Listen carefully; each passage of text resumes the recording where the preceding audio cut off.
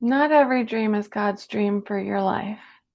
That can be hard to hear because a lot of us assume that if something's good, meaningful, or even successful, then it must automatically be God's will. But that's not how it works. Some dreams are genuinely good, some are even inspiring, but they're not necessarily the specific path that God has designed for you. That's where things get complicated because you can be doing something that looks right on the outside while feeling a quiet sense of disconnect on the inside, like you're moving forward, but not quite aligned. So let's talk about how you are unique today in our Bible study. So this says, God has a good, pleasing, and perfect will, Romans 12:2, for your life. It's not a one-size-fits-all plan. God's dream for you is personal. It's custom made for the way He shaped you. In the Session 2 video by Rick Warren in the Created to Dream, so if you want to watch that, you have to get the book, which is in the link in the description. In the Session 2 video, I mentioned 5 important factors that make you you. To help you remember them, I created a simple acrostic. SHAPE, SHAPE. S for spiritual gifts, H for heart, A for abilities, P for personality, E for experiences. You are the only person in the world with your unique, God-given shape. That means you are the only person who can fulfill God's dream for your life. Not only is God's dream personal, it's also positive. It's a plan to prosper you and not to harm you, to give you a hope and a future. Jeremiah 29:11. So, what stands out in that particular verse, Jeremiah 29:11, is not just the promise, it's the personalization. I know the plans I have for you, not a group, not a crowd, not a general idea for humanity, you, which means God's guidance is not generic, it's intentional, it's specific, it's personal. And if that's true, then it changes something important. It means your life is not meant to be a copy of someone else's, even if what they're doing is good, even if it's working for them. Because what God calls someone else into may not be what He designed for you.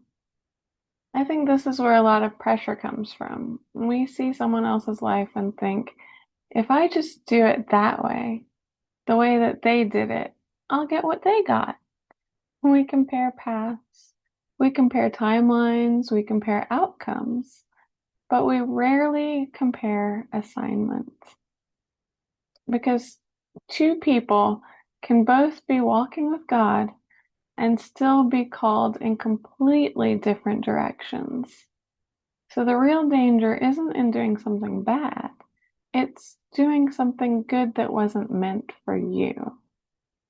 So, question 1 here says, how does knowing your shape help you decide if a dream you have is from God? Well, you have to know yourself. You have to know your shape, not in a self-centered way, but in a deep, honest way.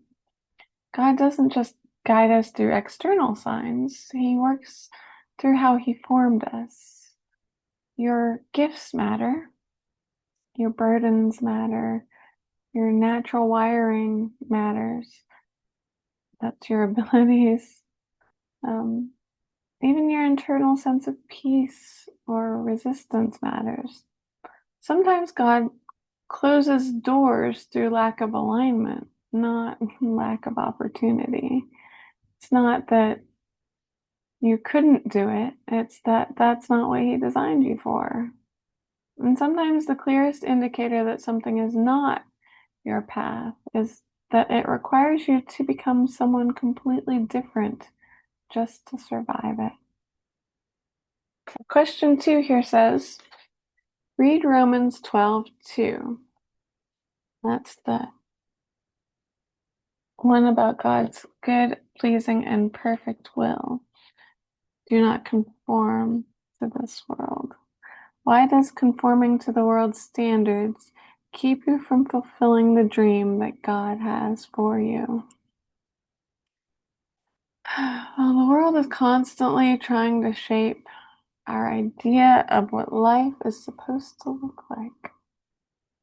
It's going to define success for you, defines timing for you, what you're supposed to have, when you're supposed to have it. It's going to define what enough looks like for you.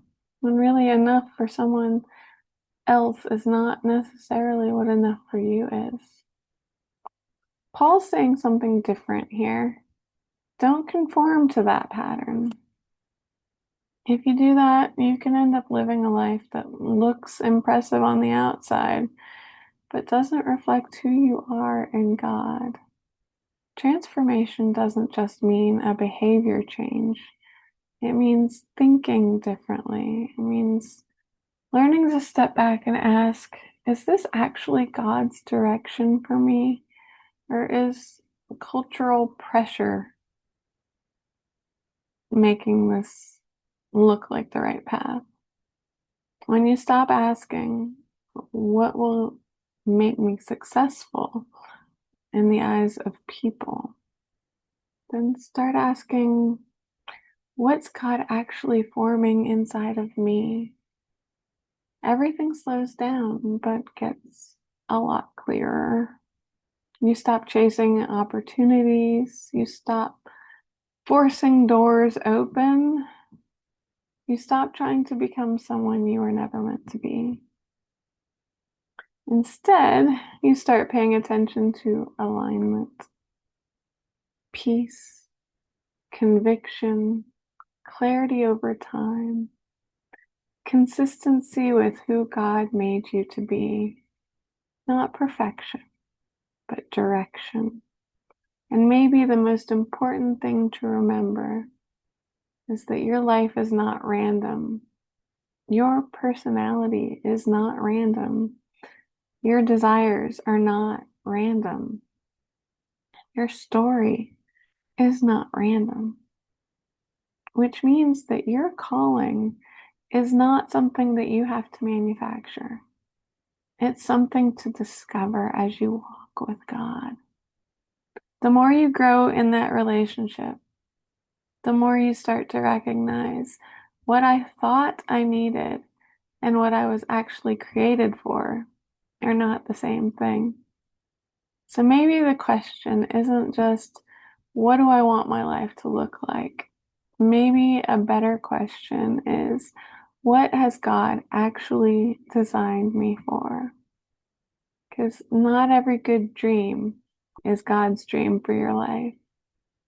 The one He does place in you will always lead you closer to who you were created to be. And that's where real peace begins. Let me know if you need prayer for anything. Love you.